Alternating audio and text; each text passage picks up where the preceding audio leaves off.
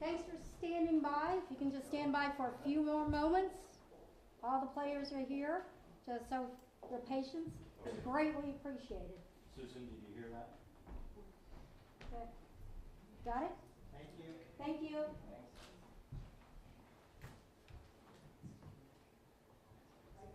So, I'm going to have people come through this area. So, hey, you go to the room, yeah. Can we have you all stay on that corner? Yeah. Right there. Sorry about that. Thank you.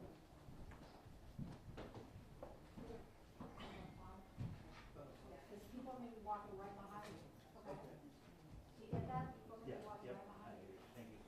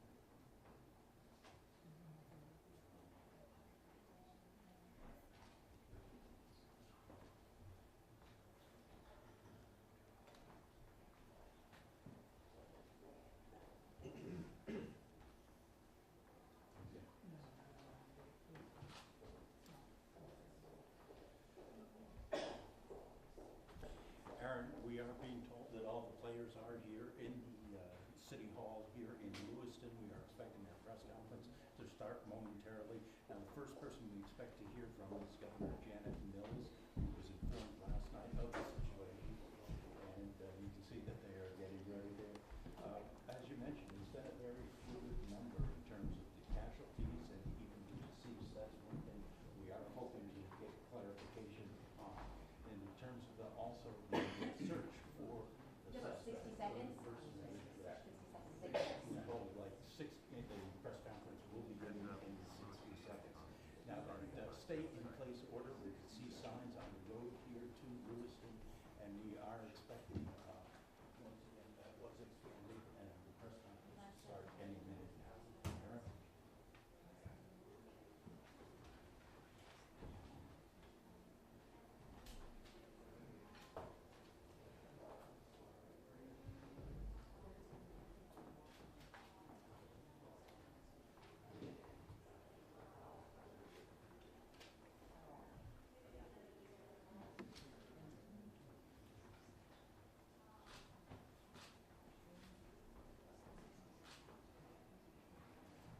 No, we didn't, Aaron. As you mentioned, the Public Safety Commissioner defined a very fluid situation, and that's certainly been the case all morning. You mentioned the fact that most of the people are staying at home, staying in place, honoring this shelter-in-place order.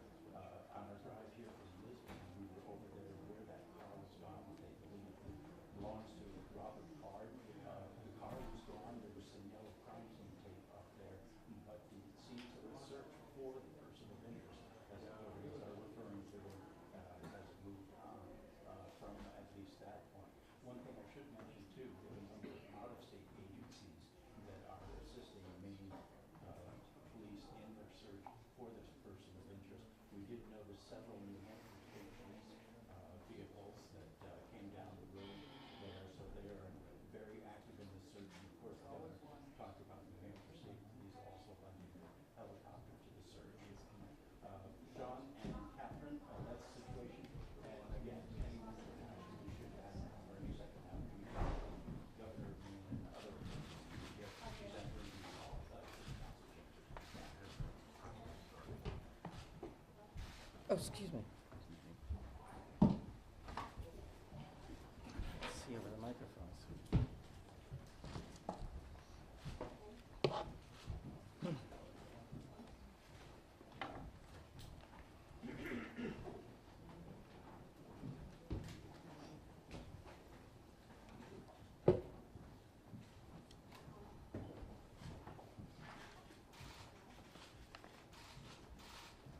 You all in? Thank you. Thank you for being here. As you may notice, my voice is a little hoarse after working through the night. As you all know, last night, locals, county, state, and federal law enforcement officers from around the state of Maine responded to reports of an active shooter at several locations in Lewiston, including Spare Time Recreation and Schmangy's Bar and Grill.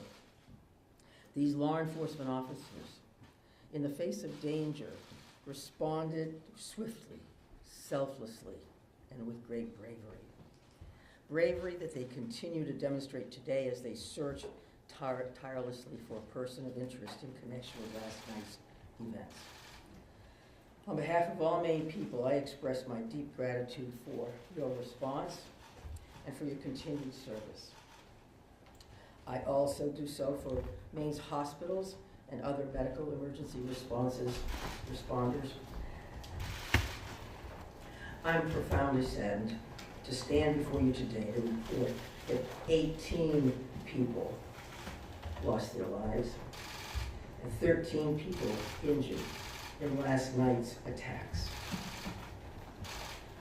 In memory of those we lost and in honor of those who were injured, President Biden and I have ordered all U.S. flags and state of Maine flags to be lowered to half-staff immediately for the next 5 days.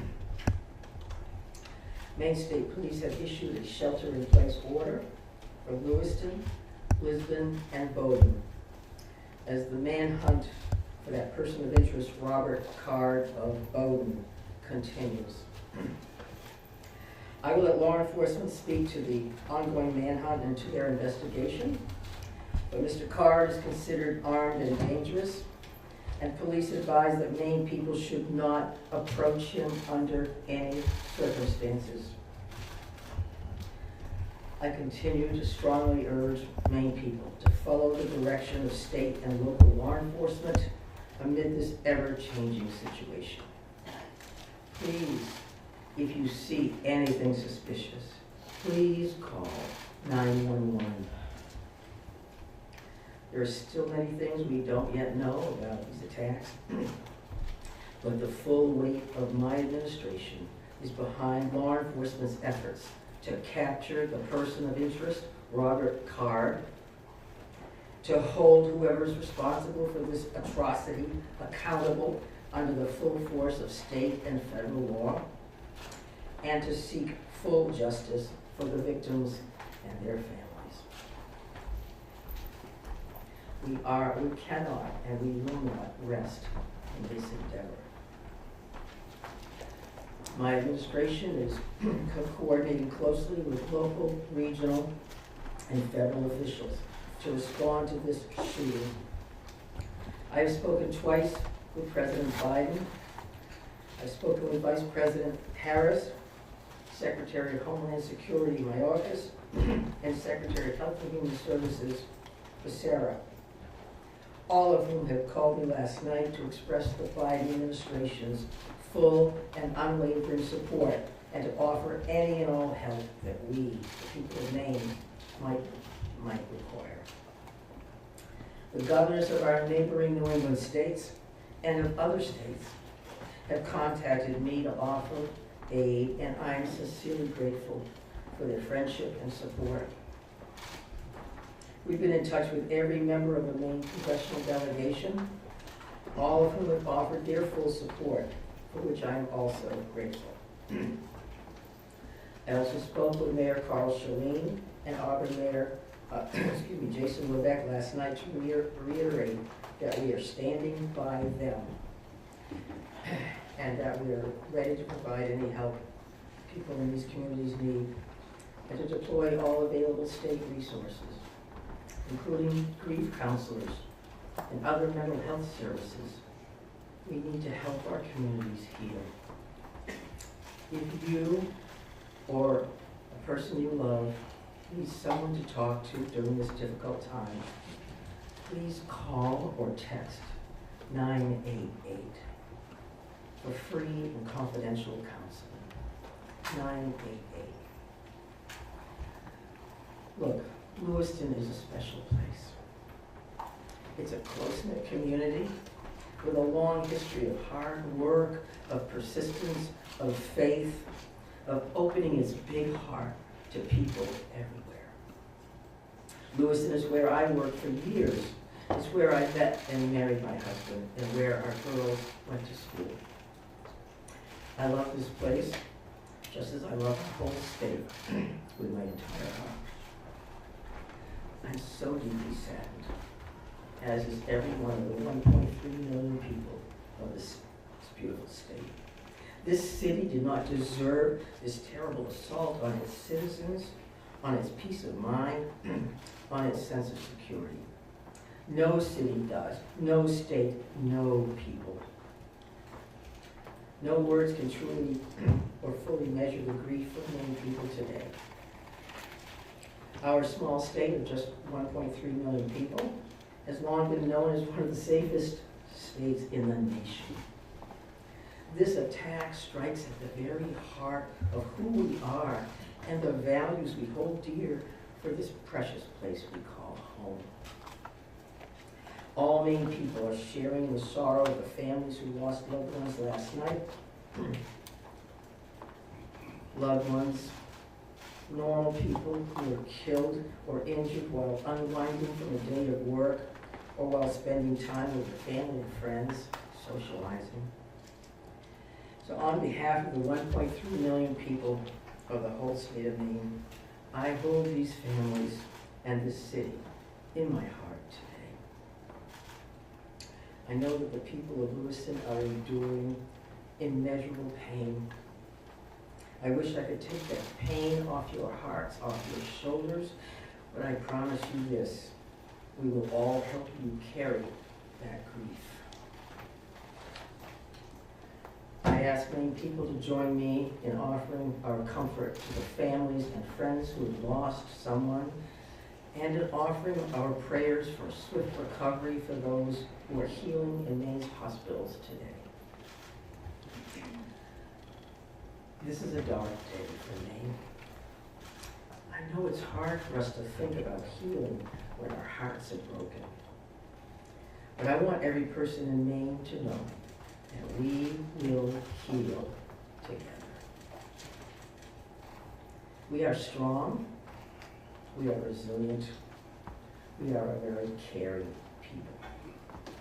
In the days and weeks ahead, we will need to lean on those qualities more than ever before. As we move forward, struggling as we may, let us wrap our arms around one another, offer comfort and solace and love. I know the Maine State Police will continue to release information to the public as we confirm it, and information about any steps that the public might take to support the people of Lewiston at this time. May God bless the people of Lewiston and bless the memories of those we've lost. Thank you. I'm going to turn it over to Mr. Sasha. Thank you very much, Governor. We certainly appreciate your support. The city of Lewiston does, the state of Maine, and certainly our first responders. We feel that love every day, and thank you very much for that. I would also say that we want to say thank you to really a large number of other elected officials across our state, whether that's the federal delegation, local elected officials, and many others that are part of organizations or law enforcement agencies that truly wanted to join us today at this particular press event and wanted to speak on behalf of their communities. And as the governor had mentioned, and everybody else will reiterate, our reality for today is that this suspect is still at large. And we want to provide community support for the victims, for the families, in the communities across the state.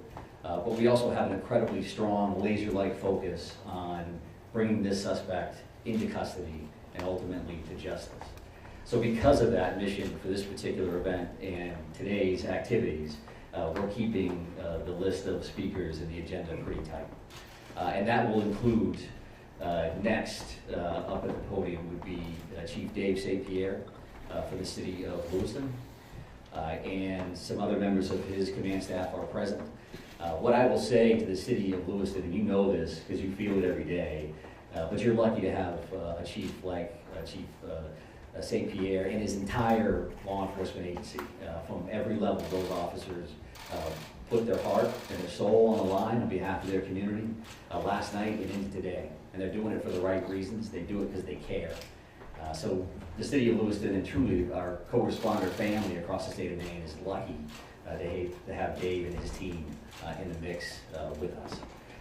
And we're also going to hear from Colonel William Ross from the Maine State Police.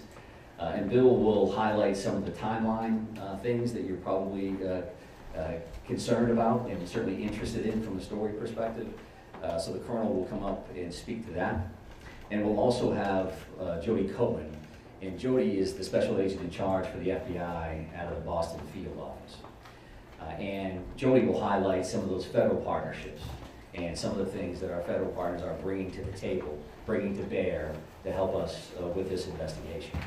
We also have a bunch of people here. Once you start naming people, you're going to have a problem because you're going to forget somebody or screw something up. But I would also tell you that a couple of our other federal partners are here. Kevin Neal, who's the U.S. Marshal for the District of Maine. We also have James Ferguson, and Jim is the special agent in charge from the ATF for the Boston Field Division. They are heavily invested with staff along with the FBI, and we can't thank them enough for all that they're doing on behalf of our state. I would also tell you that we are going to close with a brief Q&A, and we're going to try to get some of those questions out there. We appreciate your time, your patience, your professionalism, your partnership in getting this information out. I would think that those questions are going to be brief, because again, we do have a suspect at large, and while you can help us with that, we also need to get back to our team to push forward on that. So with that in mind, I would be back up to the podium to kind of steer that a little bit. But for starters, I would like Chief St. Pierre to join. Thank you, Director Sawchuk, and welcome media partners, and thank you, Governor Mills, for those kind words. I'm going to keep this short. What I would like the very most is to express our deepest sympathies to the families and friends of the victims of this heinous crime. This is truly a tragedy that goes beyond comprehension. I'm confident in our community, that our community has and will continue to come together throughout this endeavor to bring this to a successful conclusion. Although difficult, I do ask the public to continue to be mindful of their own personal safety and also that they be patient with the process as much as possible. There is extensive work and attention to detail that goes into such a large-scale investigation. I'm confident in the expertise and professionalism of our investigators and all law enforcement officials that are currently involved. This is an all-hands-on-deck approach. We have a great deal of collaboration and resources that have been made available to us. There are far too many to name individually, but I think Director Sawchuk named quite a few appropriately. There are far too many, as I've stated, but they are all appreciated more than you know. I want to thank all of our brave men and women of the Lewiston Police Department, Fire Department staff, medical personnel, first responders of any kind that came from far and wide and have come together and continue to work tirelessly in bringing the situation to an end. We hope to locate and hold the person accountable. I think you'll hear next from the state police, who is taking the lead in this investigation. Although that we are working hand in hand with them, I think Colonel Ross will be able to fill you in on a little bit more.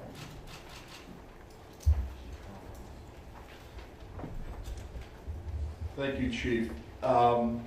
First and foremost, this is an ongoing homicide investigation and search for the person that is responsible for it. We're in the early stages of this investigation, and I just want to let you know we will have updates. We'll be putting some type of a schedule out later on. But again, early stages of a homicide investigation, we want to be careful that we're doing things correctly. We don't want to get ahead of ourselves. I'm going to give you a bit of a timeline here to kind of fill in some of the blanks and give you some of the facts as we know them right now. A lot of this information will then be transferred to the Attorney General's office, as they will be the lead prosecutor, again, in any homicide investigation.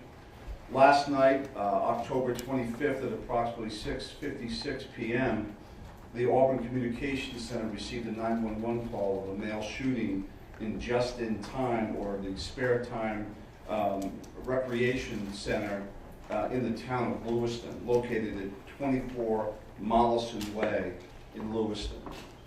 Shortly after that, at about 7:08 p.m., the Communications Center received multiple 911 calls about an active shooter inside of a Schmenge's Billiards at 553 Lincoln Street in the town of Lewiston.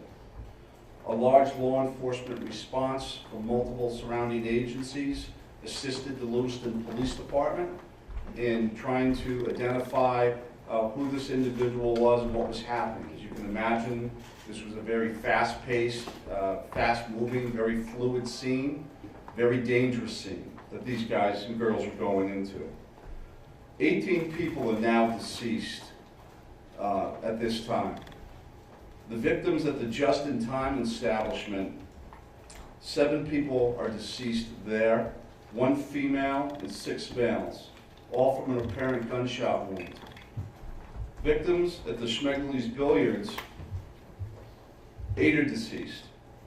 7 males inside the establishment, 1 male outside of the establishment. Again, also apparent gunshot wounds. Multiple people were transferred to area hospitals, Central Maine Medical Center, St. Mary's, and Maine Medical Center. 3 people that were transferred to those hospitals are deceased, for a total of 18 people deceased at this time. The investigation into the person responsible for this identified a vehicle located at the Projetskot boat landing in Lisbon. That person, through the registration of that vehicle, was identified, as been stated earlier, as a Robert Card, born in 1983. Several of the deceased have been identified, and their families, next of kin, have been notified. Approximately 8 people at this point have been identified. 10 people, 10 of these victims, still need to be identified at this time. Currently, there is an arrest warrant for 8 counts of murder for Mr. Card. And the reason it's 8 counts because 10 people have not yet been identified. As those people are identified, the counts will probably go to the total of 18. He should be considered armed and dangerous. Based on our investigation, we believe this is someone that should not be approached. This is someone that should be, if you come into any contact with this individual or someone that you think looks like this individual, you were to call 911, and I'll provide some tip line numbers at the conclusion of my briefing. Lewiston Police Department, federal, state, county, and other local municipalities are involved in a coordinated search at this moment for this individual. So there's the ongoing investigation, and there's a search to apprehend this person. Both happen simultaneously. I can't stress this enough. This is an ongoing investigation in the early stages. More information will come out in conjunction with the Attorney General's office as the lead prosecutor. We can't share all of our information right now, and I'm sure you understand that. I'm going to give out 2 numbers that go to a tip line. 911 is also appropriate for this, but if anyone can call these 2 numbers, this would go to the State Police tip line. Area code 207-213-9526, 207-509-9002. And we'll be sending something out later that has that information in it if you weren't able to grab that now. Again, this is a very fluid situation. We have a lot of resources, as Chief St. Pierre had mentioned earlier, that are on the ground in a coordinated effort to apprehend this individual. We've notified the Department of Education, and they have determined what they're going to do with the schools. A lot of schools, area schools, were shut down today based on our conversation with them. Again, as more information comes in, we'll be providing it to you. Thank you for your time. This is a very difficult time for, I think, the community of Lewiston, difficult time for obviously the victims' families, and it's a tough time for law enforcement. It was a rough night last night, but we're committed to bringing whoever's responsible this to justice.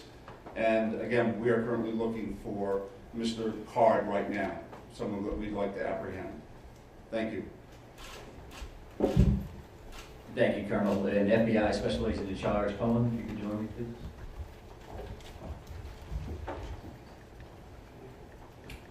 Thank you.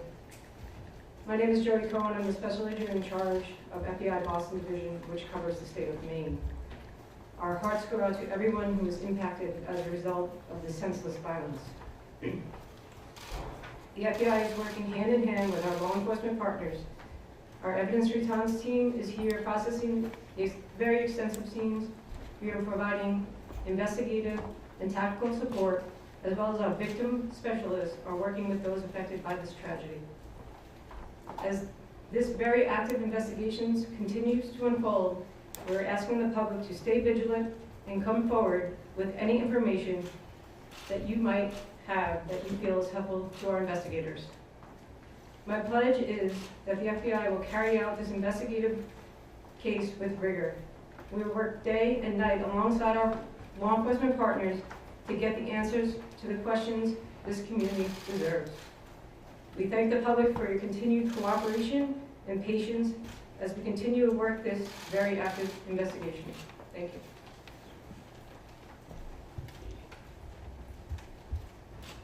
Appreciate that.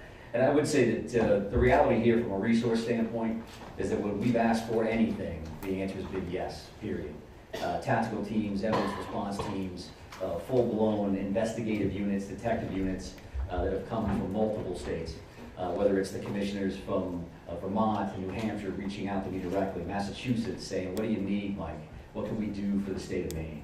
So we are now prepared to try to take a few questions. And keep in mind, again, that we may not be able to answer as in-depth as you would like, and we don't plan on taking a great deal of questions. I think follow-up press events will allow for that. Sir? So no one has really talked about the weapon that was used here, the AR style, so hope someone can talk about that. But the other thing here is there are reports that this individual had mental health issues, that he made threats to shoot up the National Guard. So clearly there were some signs there that he was on someone's radar. The question becomes, why was he in possession of this weapon? And certainly, why wasn't he stopped sooner? Yeah, I think those are all valid questions, and certainly questions that we are looking into now, but not questions that we can answer today. Considering that this occurred last night, there's still an active search for the suspect in question. So I appreciate those questions, but not something we're going to be able to answer right now. But is it something that you're investigating and looking? It is certainly one of those things that we want to follow up on, all aspects of that. Why does Go ahead, right here. Yes. Can you give us a sense of the ages of who has died, how many are under 18 and how many are over 18? I'm I'm not sure we have that information with us today. We wanted to break it down by gender because that's something we had readily available. We did not break this down into age ranges at all. Sir, what can you tell us, what can you tell us about the background of the suspect in this case, or I should say the person of interest, because I noticed the language is very clear. You're saying person of interest, not suspect. So why use that terminology, and what can you tell us about his background? Yeah, I think we used person of interest last night for half of the room that was here for that press event. As the Colonel had mentioned, there is now arrest warrants for murder for this particular individual, Mr. Carr. So he is viewed as a suspect, and there is a full court press by all of our partners to bring him into custody. What was the second piece of that question? What can you tell us about his background? Someone had asked a second ago about the idea that he had voiced concerns about his own mental health, right? Had been committed, according to language in a police bulletin, to a mental health facility for weeks. How could someone that fits that profile still be in possession of semi-automatic weapons? Well, I do think that the statutes around firearms and the possession of those are pretty complex. I know that we will be reviewing that information as we move forward, but that's not an answer that we're prepared to give today. If that leads to motive, you're talking about behavioral health issues and how that impacts this situation, I would expect you'll hear back from us on that in the future. Right here, sir. Yeah, I've got a question about, we've seen helicopters as far north as Long, but can you tell us anything about what's leading you that far north of the scene where you found the car? Yeah, sure. So we have law enforcement assets that are deployed over a number of communities, doing follow-ups on a number of different things. So as you can imagine, there's a great deal of search warrants that we're following up on. We do have partners, that helicopters from the New Hampshire State Police. That copter was here last night to assist us as well. So whether we have tactical elements out or we're searching an area, some of those air assets would be very, very valuable for us. So that's what they're doing. That's leading you there? We're not going to speak to what brings us to a specific community one way or the other. Yes, Yeah. ma'am. So Right here. identifying the unidentified victims, what are people encouraged to do? Is there DNA being, tested for family members who may have missing loved ones? Like, what is that? What's that approach right now? Yeah, so we did have a family reunification center open last night. We do have behavioral health liaisons that are fully engaged to work with families and work with loved ones and work with victims for that matter that may be in the hospital and seeking treatment. So those things are actively occurring. We are dealing with each one of those situations separately. So do we need DNA on that? Are we just waiting to find a loved one, some kind of family member that we can make a notification? I think that varies across the board. I'm going to take two more questions. Right here. Yes, so there's some sort of triggering event. Is that something that you're investigating? I think we're always concerned around motive. That you say triggering event, that's a motive for us. Again, that's not something we're prepared to discuss today, but I do appreciate the question. It's clearly something that's important. One additional follow-up from you. Can you help us understand why these locations, why this bar, why this bowling alley? Was he looking for someone? Was he looking for something? I think that does speak to motive, so I appreciate the follow-up, but not something we're going to be prepared to answer today. I have one more question. Right here, sir. Right here. Can you say, is Card, first off, to clarify, were the arrest warrants issued today? And can you say if Card is still in the state or he's still not? Well, we're actively searching for him. If I knew the answers to those questions, then this would be a different press conference, I would assume. So we don't know his location, and I'll leave it at that. And we are working with the Attorney General's office reference to this. So with that in mind, we're done taking questions for now. So we are going to actually take off at this point. Thank you very much for being here. I appreciate it. Sir, you're not, Have there been any credible sightings? I mean, we've not really gotten many answers. So Thank you.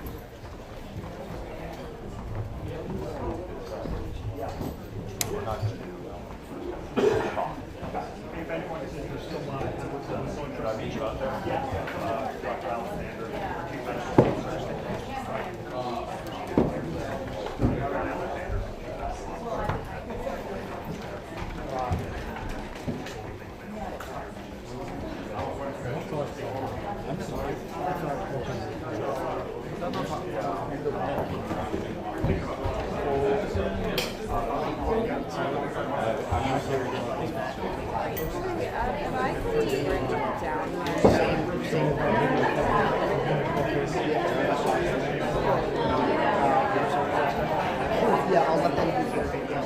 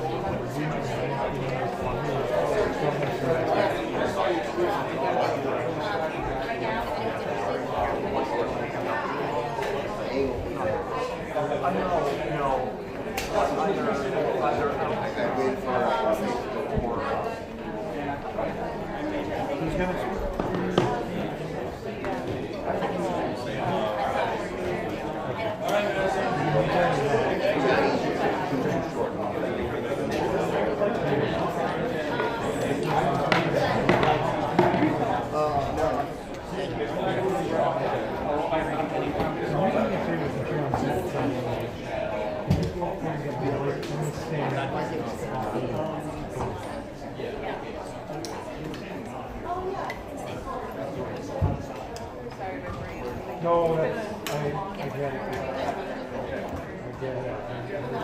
We'll do another one to get a bunch of recordings. But it looks easier, he just plays part for you.